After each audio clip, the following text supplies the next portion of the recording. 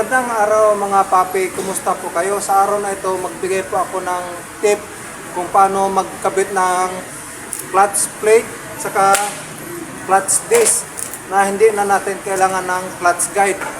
So itong bago, kakabit natin kung paano diskartehan na walang clutch guide. Gamit lang tayo ng cable tie mga papi at hanapan nyo ng malulusotan yung cable tie para doon natin matatali.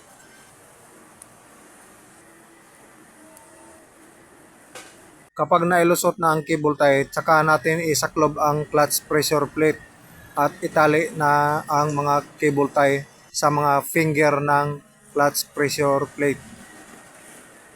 So pagkakabit mo ng cable tie, higpitan nyo na ng bahagya para mamaya pag natapos kabit ng mga cable tie, itihaya natin at i-check natin yung pantay ng clutch plate tsaka clutch pressure plate na hindi siya magka-misalign.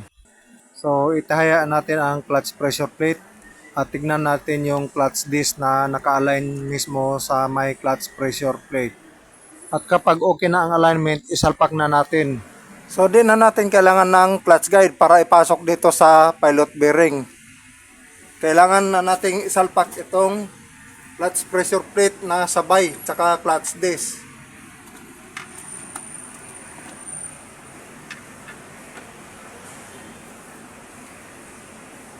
Tornilyohan na. Napakainam na diskarte ito mga papi kung paano magsalpak ng clutch pressure plate tsaka clutch disc na wala ng clutch guide.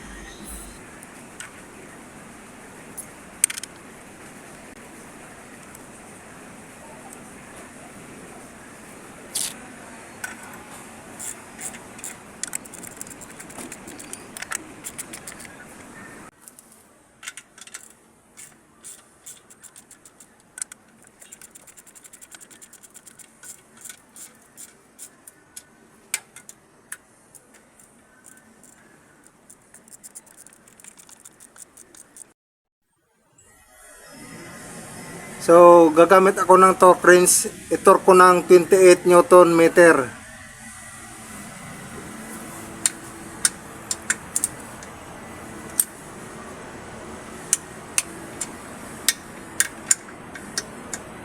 Kung wala kayong torque wrench, okay lang.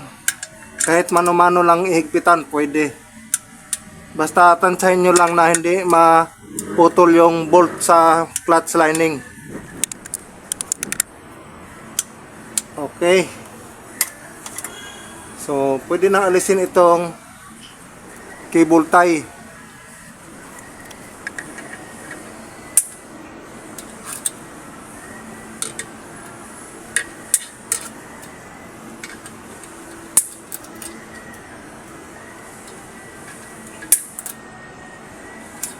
So, pinakamain ng mga papi ang diskarte na gagamitin na lang ng cable tie. O ayan, sentrong-sentro yung clutch disc tsaka pressure plate. So hindi nyo na kailangan ng clutch guide.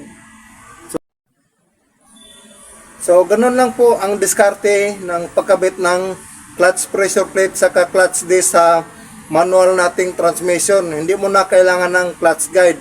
Pero kung meron kayong clutch guide, mas mainam para mas mapadali.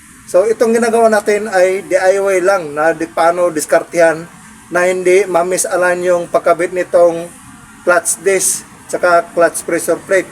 So sana nakatulong po sa inyo ang video na ito mga kaibigan, mga papi at mga viewers ko dyan.